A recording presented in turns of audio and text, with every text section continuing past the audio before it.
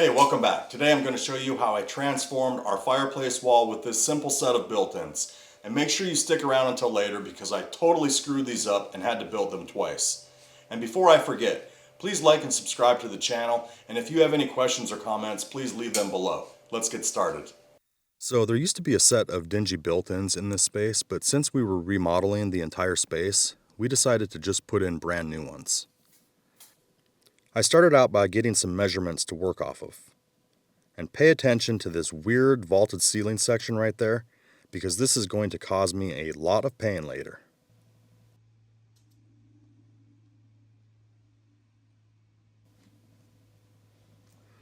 I started ripping all of my panel pieces down as soon as I got back from the store. As you will see, I have a one-car garage and it's packed full of stuff, so rather than store and handle them multiple times, I'm doing this right away. Since I'm using a job site table saw, I cut the full sheets in half first, then rip my panels from the smaller pieces. It's a lot easier for me this way. 30 years ago, I probably would have manhandled them up there, but those days are long gone for me. Here you can see how limited on space I am. When all the house projects are finished up, I am going to turn this into my shop space. But for the time being, I have to deal with it the way it is. I am sure many of you can relate.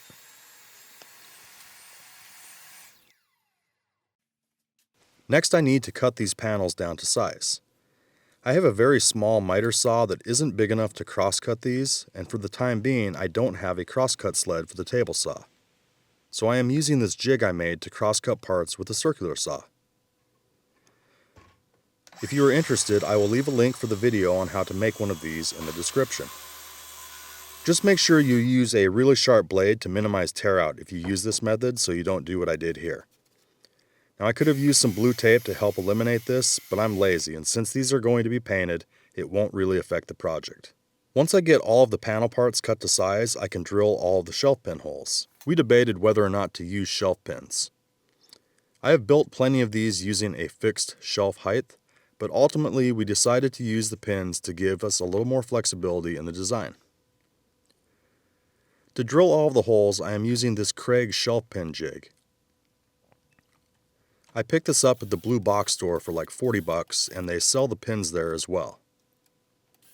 I drilled one side on every side panel, then flipped the jig over and did the other side to keep things simple, speed up the process, and maintain consistency. Once all the holes were drilled, I set up my sander and vacuum to give all these parts a quick sand.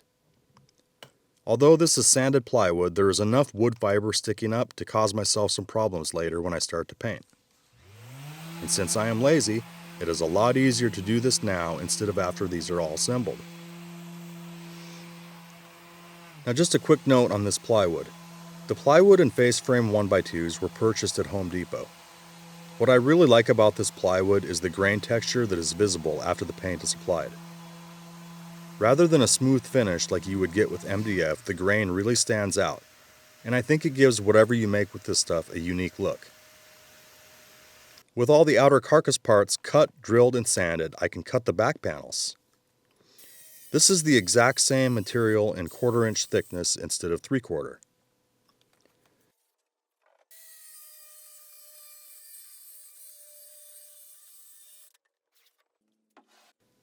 With the backs cut, I can finally start putting these together.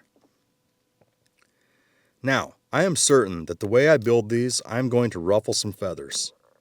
I may even be called a woodworking hack if I am lucky. I have no intention of using any dados for the panels, and I don't even use dowels, biscuits, or dominoes on this entire build. None of it's necessary. Remember, all of this is going to be painted, and I have yet to have any problems with this construction method. So to attach the top panels to the sides, I used some Titebond quick and thick glue and a 1/4 inch crown stapler. I am just using the stapler for tacking these in place. Then I follow that up with some 2-inch screws. I also attach the back panels with some regular glue and the stapler. Now to save myself a ton of glue cleanup, I only apply it to the outer perimeter. And I also dial back the pressure on the air compressor so I don't blow the staples all the way through the backs. Remember, this is thin stuff.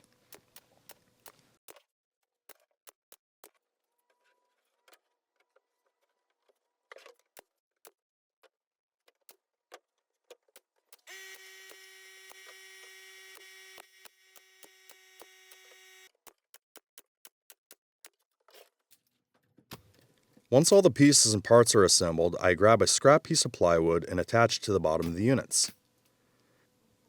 This will help stabilize things, and I will remove this after painting before I bring them inside.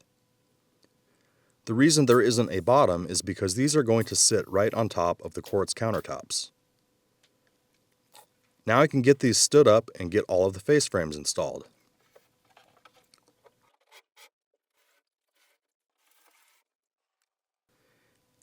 I am using the quick and thick glue again and an 18 gauge finish nailer. I am also using a setup block which you can barely see on the backside to get a consistent overhang and reveal. And did you notice? That's right, just glue, no dowels, biscuits, or dominoes. Once all the face frames are on, I fill all the nail holes with DAP plastic wood filler.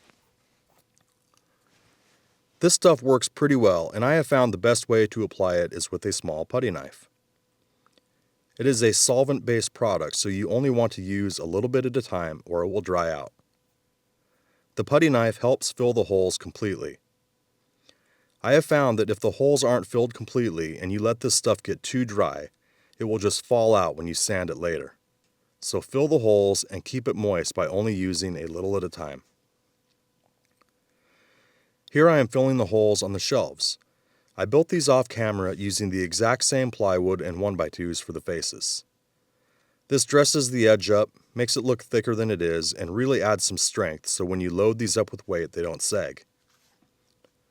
I'm also using this vinyl spackling paste to fill any minor gaps on what will be the surface of the shelf. This was a new product that I used on several of the house projects lately, and it works really well. And it also sands extremely easy.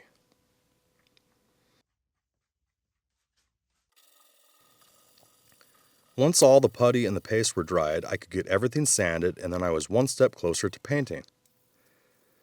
So just a quick note on the sanding. I hand sand all of the narrow surface area parts to avoid rounding over any of the edges. And I don't need to sand the main panels or the backs because I already did that earlier. Now, since the backs of these are only 1/4 inch, I need to install a strip for fastening these to the wall. I could have built this into the units, but since we know I'm lazy, I chose not to do that. And I think it looks well with the face frames and fronts of the shelves. I just used some quick and thick glue and fastened them from the back with a 23 gauge pin nailer so I don't have any more nail holes to fill. Then I use some 20-minute caulk and caulk everything. Any joint that will possibly move or won't fill up with paint I go over.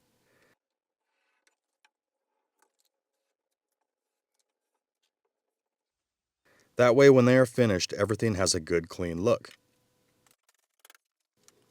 Now I can start painting. The first coat I apply is this Sherwin-Williams wood and wall primer. This is great stuff. It sands really well, which is what I like the best about it. As I get things painted, I will lightly hand sand in between coats to knock anything down and give the next coat a smoother surface. Now this sanded plywood really soaks up the paint. I try to get a good solid first coat on the best I can. The second coat will go on a lot easier.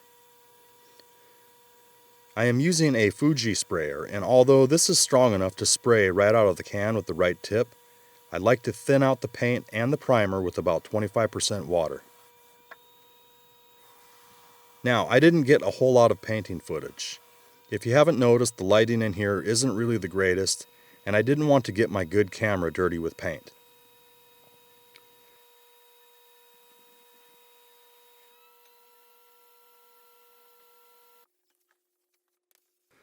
What you see me doing here is the hand sanding of the second coat of primer. Then I blow everything off and start spraying the color coat. I am using Sherwin-Williams Emerald Satin Urethane Trim Enamel. Wow, that was a mouthful.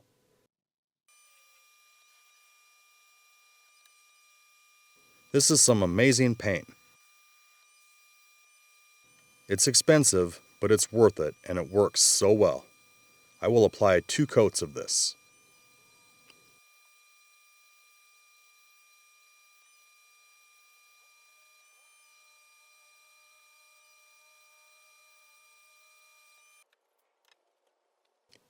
And now that I am finished building these, I can bring all the parts and pieces inside and install them.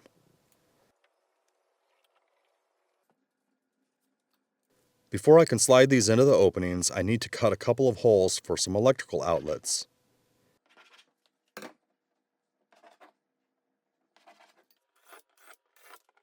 I drill the corners first, then put down some painter's tape to avoid marring the surface finish, and finish them up with the jigsaw.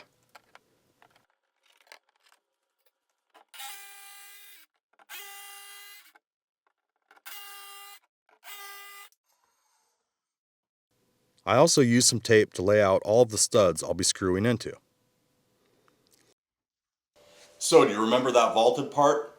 I thought I would be able to slide these up at an angle till they were on top of the counters and I would be home free. Wrong, tried it that way. I also tried sliding them in from the side as well, and that didn't work either. Now, there were a few reasons why they wouldn't fit. If the vaulted ceiling didn't drop down below, I could have just set them on top of the counters. And I thought it wouldn't matter because of sliding them up or coming in from the side. What I didn't account for was the depth of the cabinet. Because of the depth, I wasn't able to slide them high enough to clear the counter, and for the same reason, I wasn't able to slide them in from the side. Now, I didn't get any footage of this chaotic, frustrating moment because I was so upset with myself that I didn't feel like filming it. We had spent $700 on materials and an entire week to build and paint them. So I sat down in the chair, totally dejected, trying to figure out the best way to move forward. And for me, that was starting over from scratch. And to make things a whole lot easier, I decided to just build 2 separate units for each side and installing them much like you would a regular cabinet. Why I didn't do this from the beginning is beyond me. Sometimes I just don't take things into account until it's too late. The important part is to learn from it so it hopefully doesn't happen again in the future. So, I rebuilt them in the exact same way I did the old ones, except 2 units per side, and they fit like a glove. I fastened them together at the face frames and got them anchored to the wall.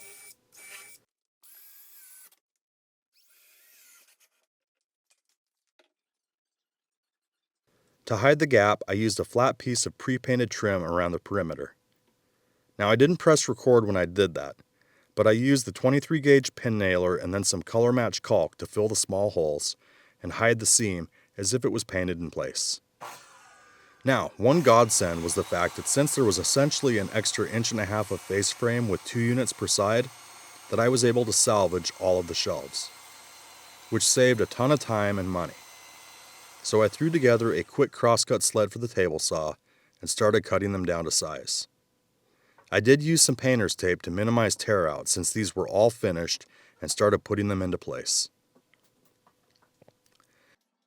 And despite the mistake in both terms of time, money, and both myself and my wife mad at me for a brief period of time, they turned out really great. We both love them and it really makes our living room feel more like home. Thanks for watching, and I'll see you soon.